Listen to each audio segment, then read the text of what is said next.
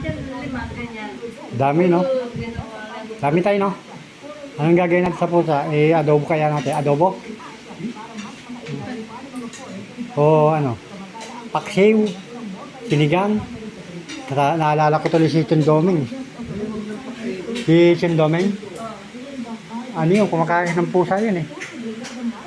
Pero yung isang ano, kakilala ko, kumakain talaga ng pusa.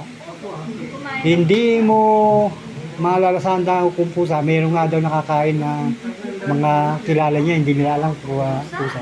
Oo.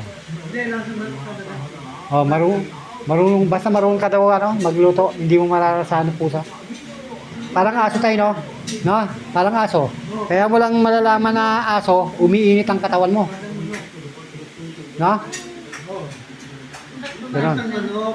Lasang manok. Ang himay-himay niya, parang manok. Oh. Yung hika niya, yung ano niya. Ay, ganon.